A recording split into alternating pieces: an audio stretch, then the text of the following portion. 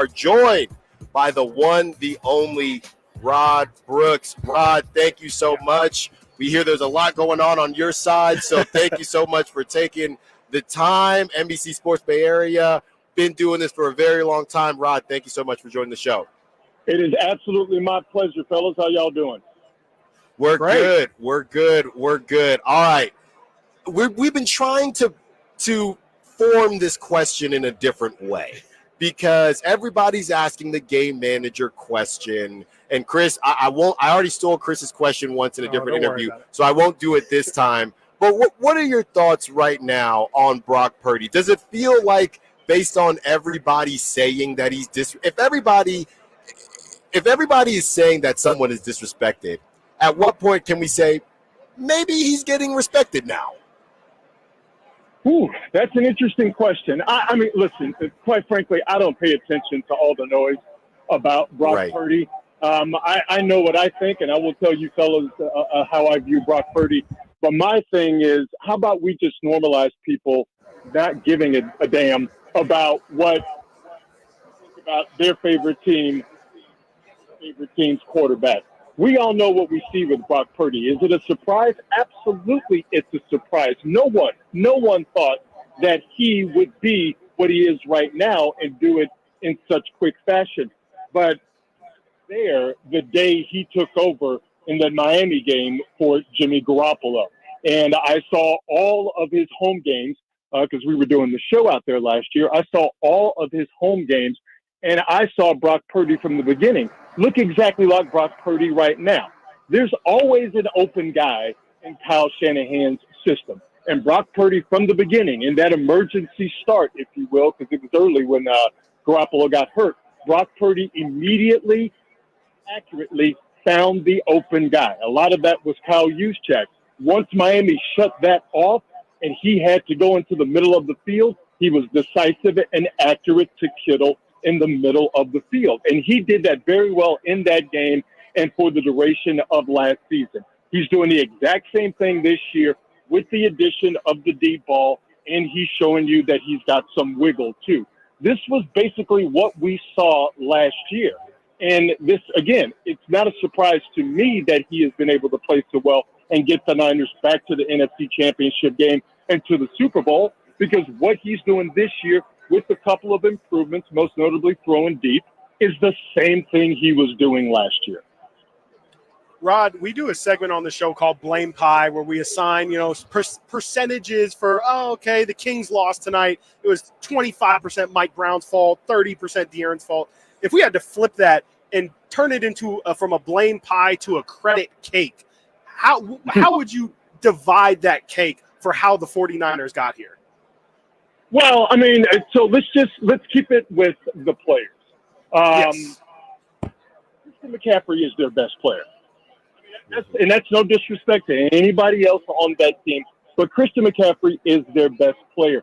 He unlocked everything that we see in this Niner offense. Obviously, Brock Purdy coming in and adding the things that he's added, absolutely that's made it go. But Christian McCaffrey is that dude. So if we want to talk percentages, I'll give, let's just say, I don't know. Now I got to do some quick math. I wasn't expecting this. It doesn't have to equal 100. It's okay. We don't worry about math here. Okay. All right. So it's 98%. No. I would listen. It's 40% Christian McCaffrey, and then give me the rest of the percentages. Obviously, Debo and Brandon Ayuk and Trent Williams. You just simply cannot forget about him, and obviously George Kittle. And who am I missing? Debo Samuel. So, I mean, listen, the thing about this Niner offense is that it is truly the sum of their parts. Because if you don't have one of those guys, that offense doesn't go as it has gone this year. I mean, just think about how when Debo was out for those games and how clunky the Niners looked offensively and how clunky the Niners looked offensively when he had to go out in the playoff game. I mean, when you just want to talk about what he means in terms of the scare he puts into opposing defensive coordinators days before the game, I mean, Debo is right up there with Christian McCaffrey. So, I mean, to me, it's hard to really break it down percentage-wise. We know the quarterback is the most important position on that team. But Christian McCaffrey is that dude to where if he is, knock on wood, not there, that doesn't happen. But if he's not there or if he's not right, it's a completely and totally different offense that is thrown out of whack.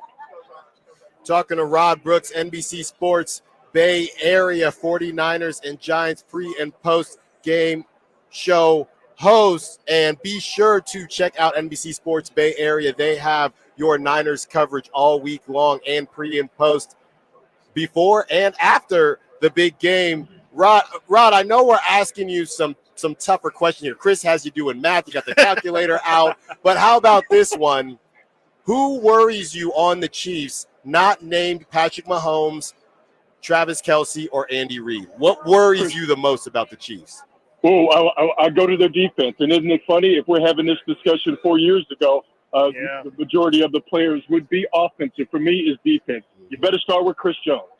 All right, he's that cat. All right, and what's going to be interesting with Chris Jones is that he's not just going to line up in the middle as a traditional defensive tackle. They like to use him to hunt what they perceive the Chiefs to be soft spots on the offensive line. So I would expect for Chris Jones to be lined up against Colton McKivitz. And what does that do to the Niners in terms of Kittle? Do they keep him in to block, to help McKivitz if it's necessary? And with Kansas City, as good as their defense is, with them having trouble covering tight ends, does that force the Niners to do some things differently, to think about their offensive approach differently? But it's Chris Jones on that defensive side. McDuffie is an outstanding player. I mean, the cat's an all-pro. Their secondary with McDuffie and L'Jarius Sneed and Justin Reed, that's a really good, fast, physical, athletic secondary. Those are the guys that I worry about, because if they get it going right and if they're able to stop the Niners in their run game, it's going to be difficult for the Niners to do the things they want to do offensively. Now, can they pivot? Absolutely, because they have Christian McCaffrey and he can do things in the pass game, because they have Debo and Ayuk, and obviously with Brock Purdy. But that Chiefs defense, while it can be attacked with the run game, they got some cats over there. They got some dudes who can play, and in my mind, it starts with Chris Jones. Rod, I want to read you a tweet here real quick.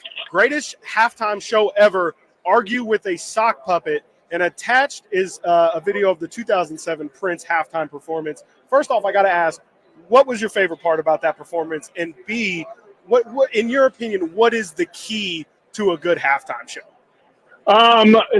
My favorite part of the performance, Purple Rain in the Purple Rain. Of course. Come on. Incredible. And here's the thing.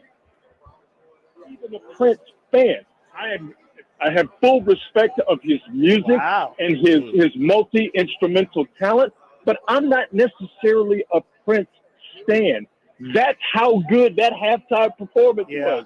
Is it made me a guy who, again, I appreciate and respect Prince's ability, but his music just don't hit for me.